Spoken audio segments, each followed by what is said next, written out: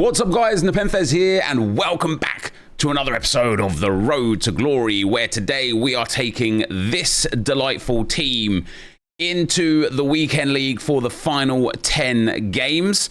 We've got a few more Evos to work on that are on the bench, and we've got that Jordi Alba in at left back, and spoiler alert, he's fantastic. By the way, I highly recommend putting him into a team, guys, and trying him out. But yeah, we've got some FUT Champs gameplay today, guys.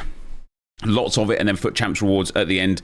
Nothing more, nothing less. But as always, I'll pick some comments from yesterday, and I want to start with a few of the more like gripey ones, just to get them out of the way, because we've got some real fun things to talk about today with regards to how we play this game, how gaming is, and my experience on another game more recently, two other games that I've had actually that I just genuinely love. And yeah, anyway, I want to talk about that a little bit more as we go through. But the first comment is from this isn't a gripey one, this is a funny one, but I want to give a little bit of rebuttal to it. LG2 says, before I even watch, take a shot every time he mentions Arsenal. It's 5 PM somewhere. I'd like you to do something different, actually. Take a shot every time I mention a team that's not Arsenal. I guarantee you'll be way more plastered out of your brain if you do that than if you register off Arsenal, especially during the weekends. We are going to be using the Arsenal players, and so therefore talking about the Arsenal players, and so the word Arsenal is going to come up a fair bit. But specifically, you know, after today, you'll see some of these players, and you will see Trossard because he is ridiculous, by the way.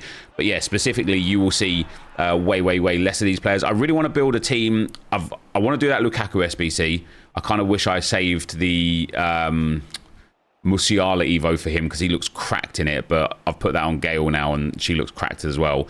But yeah, that Romelu Lukaku, Leandro Trossard and Carrasco, the three Belgians, I kind of want to use them this week because I think it's going to be a really good sort of setup and a really good basis for the team. I also really want to complete Sergio Busquets because this Jordi Alba is really impactful and really impressive, and one of the big reasons for that is Tiki Taka Plus, and I can't explain how overpowered Tiki Taka is as a playstyle, and we'll talk about that a little bit more when we talk about Ethan Nwaneri as well. But Tiki Taka in the current game state, now if EA patch something and it changes, it's gonna suck, right? But Tiki Taka in the current game state is so valuable because when people press you hard and the way that the game works, being able to just immediately pass the ball away, and even if you're not quite perfect on your aim or power, having a real confidence that the ball is just going to find its target anyway, is just really good. It's really powerful. It's really fun. It's really nice. Anyway, Short Stacked says, this is going to come across as snarky, and I'm sorry for that. But you are fine with spending however many hundreds of thousands of coins on the packs to get Arsenal commons, but you don't want to spend the 5 to 10k on an SBC that gives you an objective towards a guaranteed Arsenal player. So I do want to address your points because I don't think you're being snarky, first of all. I don't think that's a snarky comment. I just think you are way off the mark, right? However, somebody responded to you and said, so somebody responded to you and said, yeah, it's his account. He can do whatever the F he wants, which was slightly aggressive. Even if true, it was slightly aggressive. And then somebody else responded to him and said, he's only pointing out a very obvious fallacy in Nep's logic, which, again, what a goal that was, by the way. You don't have to be so aggressive. Nep isn't your boyfriend. The hypocrisy, the irony of you, Mike RNGDE, saying you don't have to be aggressive and then being aggressive, I found funny. Either way, to go back to your comment, so you say you are fine with spending however many hundreds of thousands of coins on packs to get Arsenal commons. No, I'm not. It wasn't a thing that I was like, oh, I can't wait to do this.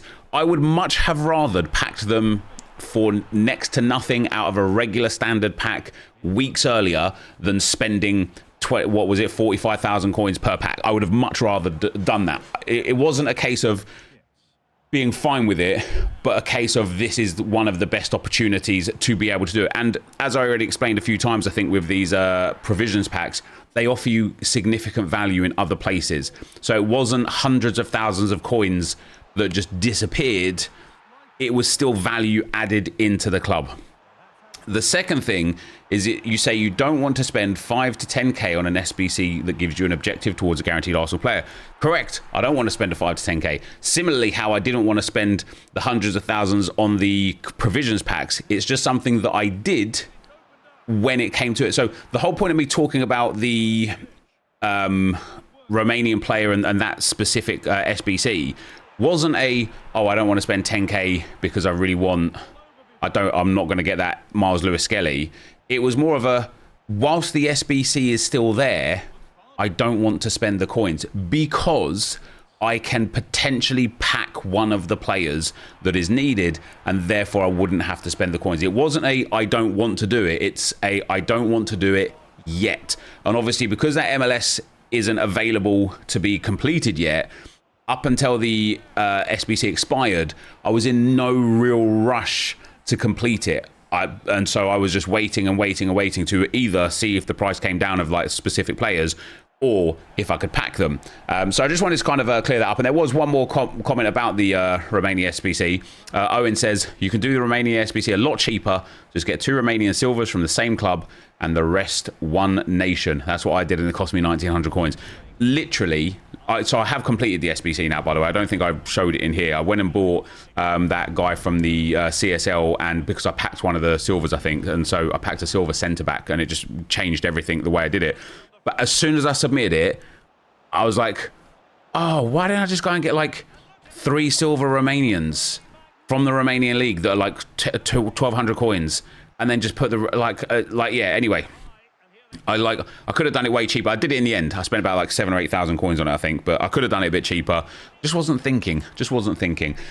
And then finally, before we get to some fun comments, Jay Nake says, Nwaneri's World Tour card is the same rating with much better stats.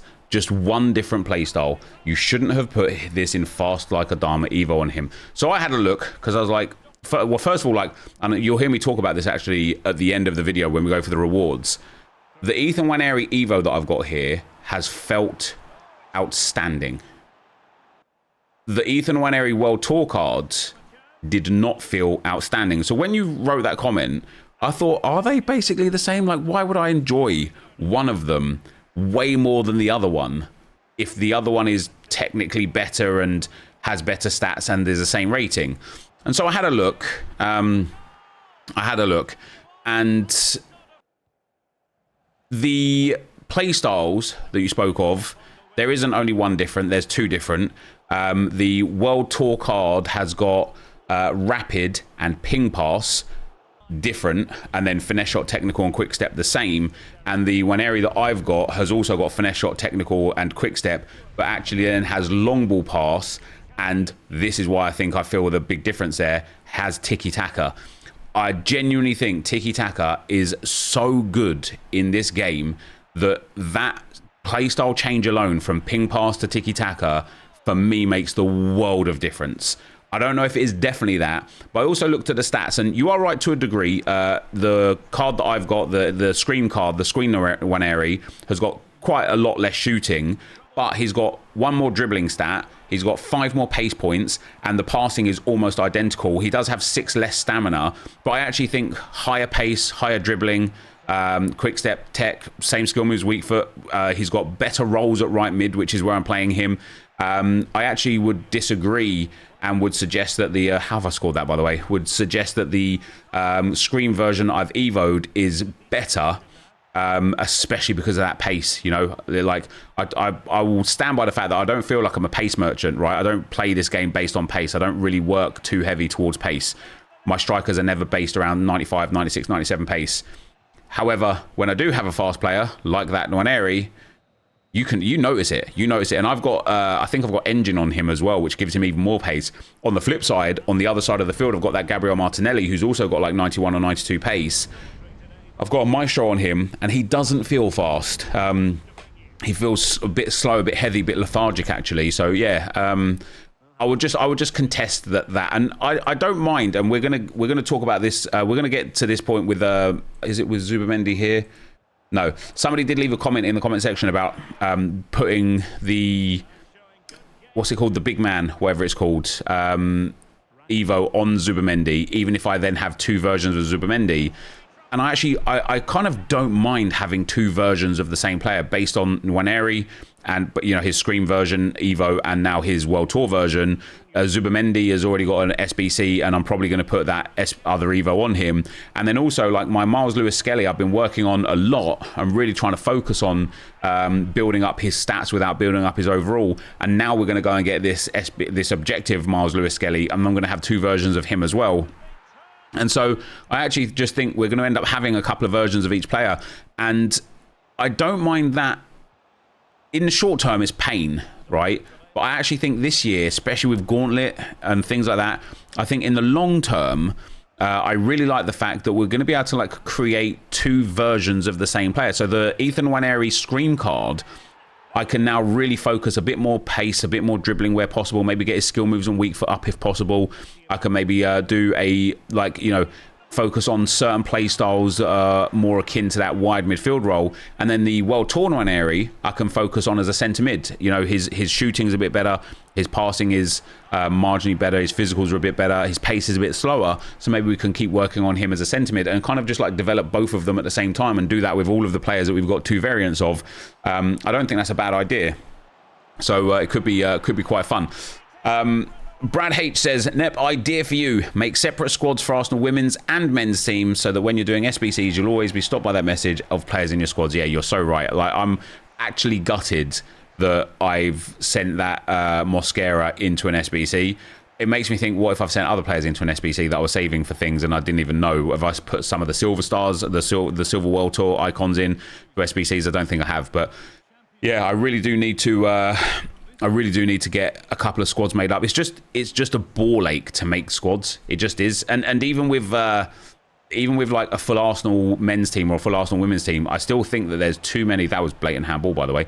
I still think that there's too many players for one squad. So yeah, you are right though. Like, I need to just spend a little, like, half an hour building all the squads of all the players that I've got, building the Gauntlet squads through, building the best team through, building like best nation squad and things like that. And getting it sorted. This Trossard, by the way, just watching these highlights back, this Trossard is so good, man.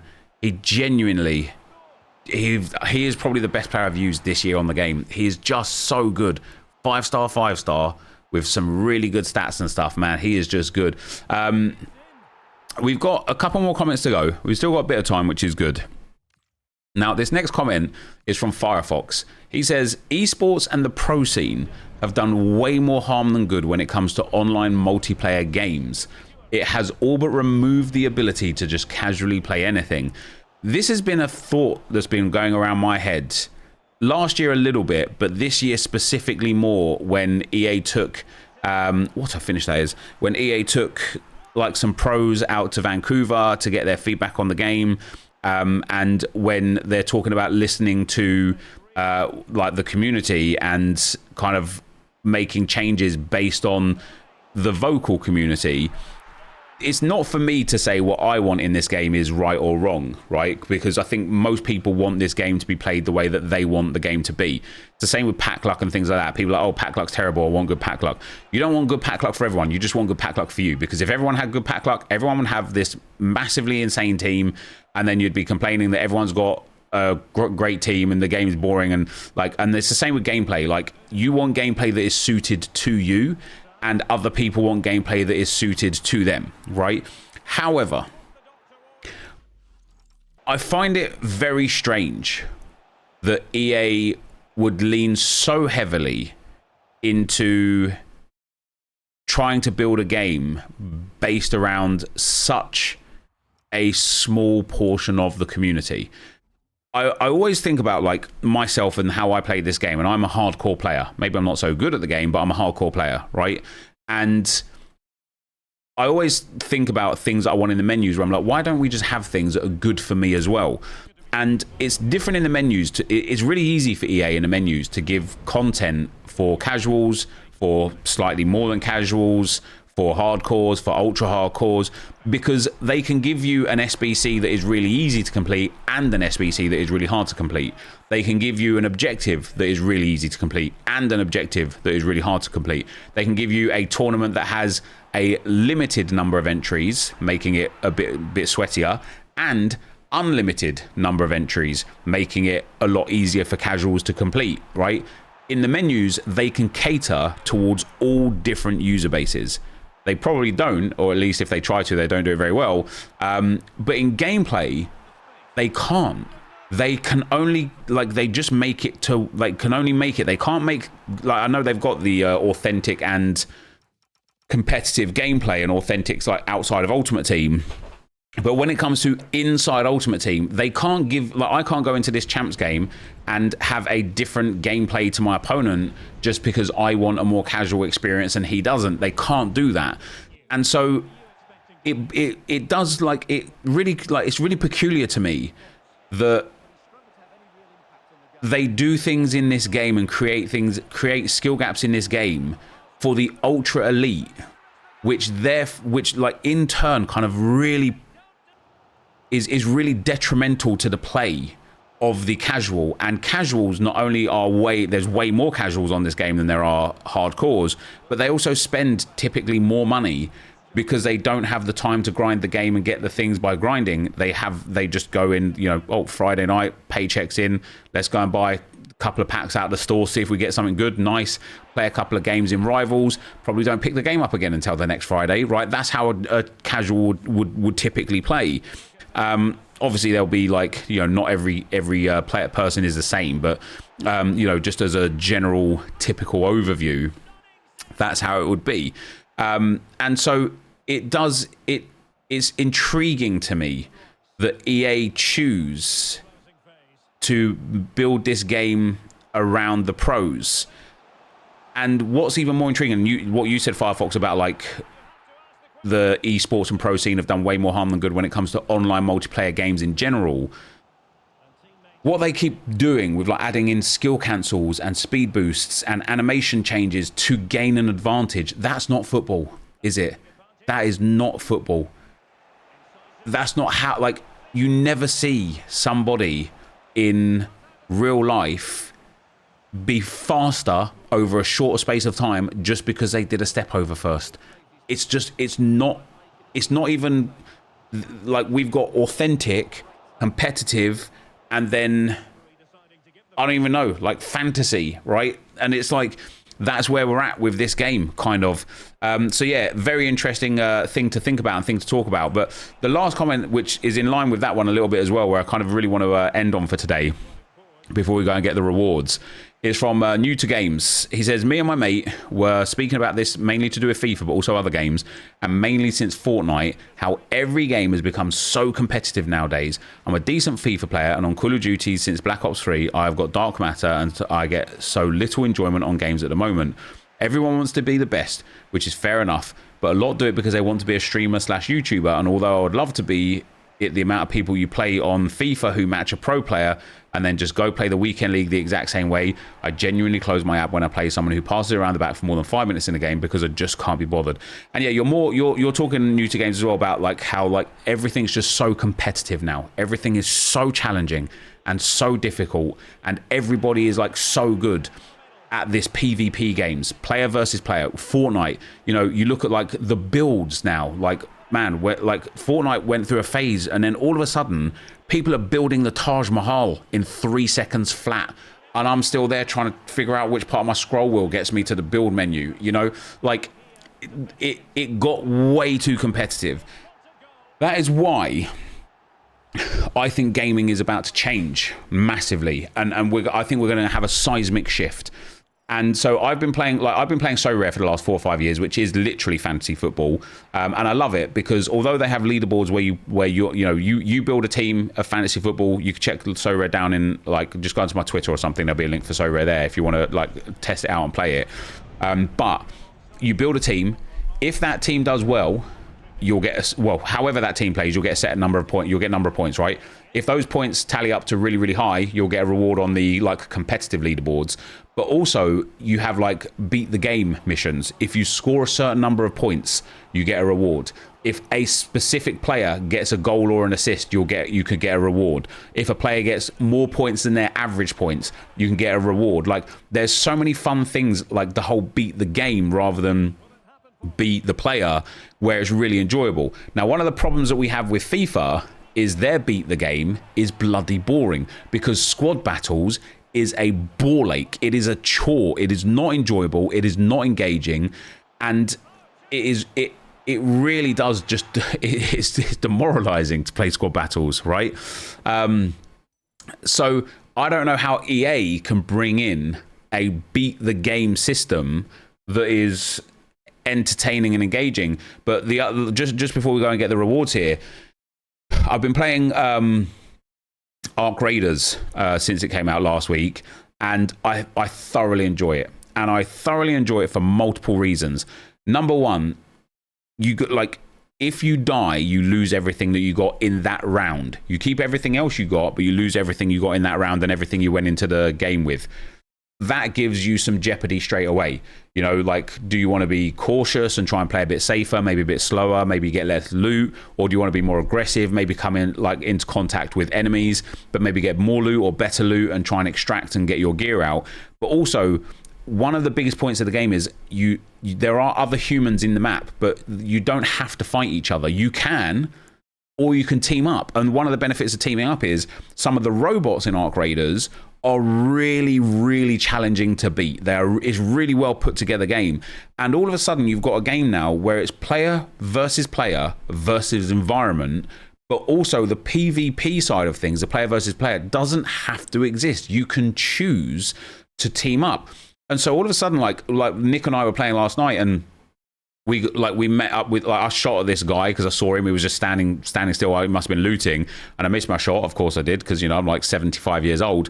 And like, I was like, he shot back and I shot him, and then Nick turned on the mic and was like, "Hey guys, like don't shoot. We're friendly. We're like, let's not kill, die. Let's not die here today. Like, let's all loot." And it turned out that it was only me and Nick in our team, and it was 3 in their team, and they were like pretty good at the game. So if we had carried on engaging in that fight, we would have died. Nick and I would have died. Turns out we ended up teaming up as a bit of a 5. We went and looted the areas we needed to loot. I got exactly what I went into the map for. They were then fighting a massive robot. We'd like detached away from them in the game for a little bit. They were fighting this massive robot that takes ages to kill. So Nick and I went back to help them. We helped them kill that robot. They got whatever they needed. And then where the extraction zone was, there was another team that were fighting, that were trying to snipe Nick and I. And because we had befriended these guys in the lobby, or in the match, they joined us in going and killing the team of 3 people that were trying to kill Nick and I, and then we all extracted. And the experience was brilliant. It was just brilliant. Like, we had the competitive environment. We were fighting against people. We were playing with people. We had the element of the AI bots and the tasks within the game. And you come away from a game like that and your adrenaline is high and you just feel good about yourself. That's what gaming should be. Gaming shouldn't be going into a game and, like, that guy that beat me 9-5 or whatever, pausing it at the end and griddying on me, and like he kicked it out in the 91st minute to pause it 3 times and stuff. It's like, what are you doing? Like, you're not enjoying it. I'm not enjoying it. We're both fucking hating our experience on the game because the game is so competitive. And that's why I think there is going to be a seismic shift in how gaming is absorbed.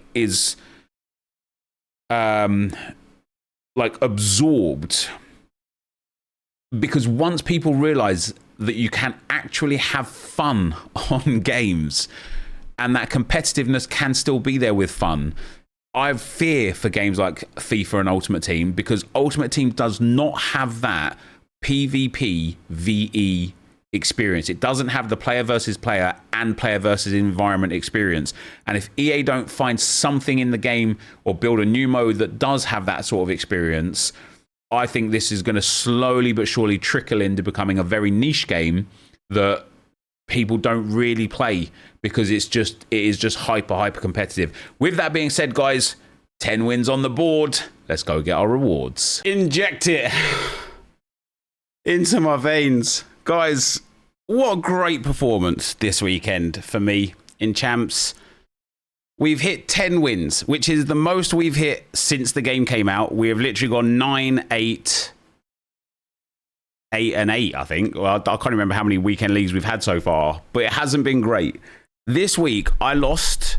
I got pounded by a guy, 5-0. I was 5-0 down after about 25 minutes. I just left that game. I thought I needed win conditions for my Evos, so I just left. I lost 9-5 to a guy that was in the 4-5-1 with one of the most overpowered meta teams you will ever see. He was mad toxic afterwards. He was hitting with the pauses. He sent me messages. Very, very strange from him. But we still performed really well to only lose 9-5. I was playing well. I lost otherwise a couple of games, I think, in yesterday's video because we started 3-2 and I was a bit disappointed with my performance. And then I lost one other game today that I felt like I should have won. However, I'm feeling it. And there's a few things in this team, guys, that are genuinely brilliant. And one of them is this man right here. Leandro Trossard is just different gravy. The 5-star, 5-star, the low driven. Oh, man, he is just different gravy. He scored a hat-trick in this game. Look at this here, man. The step over into the space. This guy was just backing off. He moved his keeper once before as well, made a big save, but we get a step over into the space. It's not quite a speed boost. I just think people expect you to do something, and Trossard gets it in. And then this one for 3, I didn't think this one was going to go in because I didn't think I got the thumbstick like turned around enough because of his angle, but he still put it in the back of the net. And again, that 5-star weak foot just coming up absolutely clutch, and a hat-trick for Trossard. Guys, gives us 10 wins for the first time this year with the full Arsenal squad and with the Arsenal squad whilst I was completing Evos. And that's another one of the best things about the team that we've got, guys. Some of these cards are starting to feel really nice. And more importantly, I'm starting to learn them. So these are the rewards we get. We get a 284 plus T with the weak players pack, an 85 by 3, an 83 by 10, 25,000 coins, and a Scream Team 2 guaranteed pack. Can we get lucky with our rewards? What did I get for objectives? Seasonal objectives. Win 10 for the FUT Champs badge. I've got too many badges, to be fair. And the evolutions, yeah, we haven't, like, Gale is nearly finished. But this team, just delightful. Honestly, just delightful. Really impressed with Ethan Nwaneri. He just feels real nice. His dribbling is real nice. And isn't it mad that this is the Evo version I've been working on, whereas the World Tour version I didn't like at all. Declan Rice is insane. Ødegaard's very good. Martinelli needs work, right? Martinelli is probably the one card that I wasn't enjoying. I do think I need to get more pace on him because he should feel rapid and he didn't. But he really needs passing, guys. His passing is so poor. I really need to get some passing stats on him. Jordi Alba, what do you get? 10 games for us? 10 games, 1 assist. He's brilliant. I am so happy we've completed him. He is brilliant. Calafiori at centre-back, amazing. Yuri and Timber, amazing. Alex Scott, very good. And this guy right here, guys. Oh, I'll tell you something. Last year, David Raya was, 83 rated? But it doesn't matter who I had in goal last year. Every single goalkeeper that I tried, I hated them for one reason or another. This Kepa card, yeah, he lets in some goals. It's so easy to score in this game. Goalkeepers are going to let in some goals. He makes ridiculous saves all of the time with his wrong hand. You know, his trailing hand, he's constantly making saves with it. And the amount of times I've looked at this and gone, oh my God, what a save. Oh my days, what a save. And when it's not even keeper movement, oh my days, what a save. He is outstanding. He is absolutely outstanding. And I wonder if it's because he's 6'2". He's got footwork, which really helps with the low drivens. And he's got far reach, which really helps with the long shots. He's just a perfect keeper for us for this setup. I took Eze out because I wanted to work on Gale's evolution, but this Eze has been brilliant for us. Look at that now. I mean, he is really coming along, guys. 110 goal contributions in 98 games. We've got these people that we brought on as a sub. I started bringing Mikel Merino on as a sub quite a lot for Ødegaard because Ødegaard's stamina isn't great. Really enjoyed bringing him on as well. Guys, I can't explain to you, man. We haven't even got the best of this team yet. We haven't got the best Arsenal players. We haven't got all of the promo cards. We haven't finished Evo in the cards. We've still got a long way to go with this team. And I feel good with it. But the man of the show, the star of the show, is Leandro Trossard. I don't know how many goals and assists he had beforehand. I really should have tracked what he done this weekend league. But this card is just perfect. It is so unbelievably good. I could not be more impressed with it. And I'm very, very happy with the team in general. So let's take our rewards, guys. We've got the 84 double team of the week upgrade pack. It's not a walkout. That's too bad. Going to be Pavlidis and Saibari. I'm just going to keep both of them because they'll just be handy for SBCs somewhere down the line. We've got an 83 by 10. It is a walkout. Come on, give me someone big. Goalkeeper. Oh, it's Oblak. Not bad. Is it going to be a double? Yes, it is. It's a Barcelona walkout behind him. Who could it be? It might be Lamine. It is going to be Robert Lewandowski. Hey, I don't mind that whatsoever. I don't mind that whatsoever. Lewa and Oblak. I will keep both of those because now that we pack these two already, I guess we might look towards potentially doing the Icon SBC. I wasn't going to do it because I didn't really have enough fodder. But after picking up 10 wins and getting some good fodder already, maybe we should. Maybe we should. We've got the 85 by 3. It is, of course, a walkout. It is a CDM. It's going to be Sandro Tonali. Cool. Is it a double? Yes, it is. Ooh, Diani. This could be Diani. Could be like Endler as well. Or something, but... Okay, it's not Diani. Who is it? Katoto. It's another couple of good bits of fodder for us. Katoto, Son, and Tonali. They will just go into an SBC, whether that's Busquets, whether that's the Icon, I don't know. And then last but not least, guys, we have got the Ultimate Scream Team 2 Guarantee Pack. Can it let us have something good? It's a player, and it's a walkout. Quadrado. I really quite like that, you know. I think he looks brilliant. I don't know how much he's worth. I don't know if I should be way more excited than I am. But he looks brilliant. Yeah, he's only like 45k. He's got quick step, first touch, trickster, anticipate and whip pass, 5-star skill moves, but has right mid and right wing.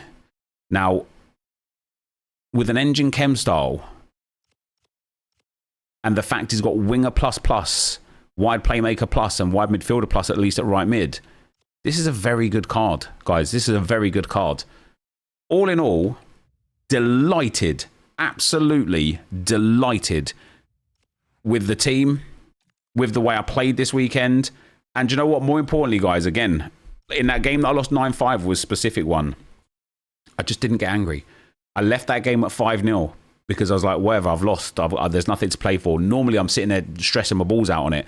The only game that was super stressful was the game for win 9, where the guy took me to penalties. I missed some sitters. He missed some sitters. I was so nervous in that game. He wasn't particularly good, but because I'd missed some easy chances, I started playing nervous.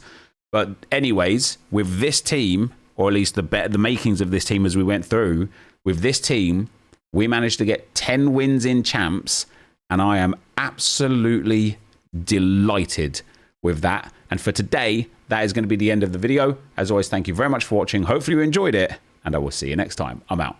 Peace.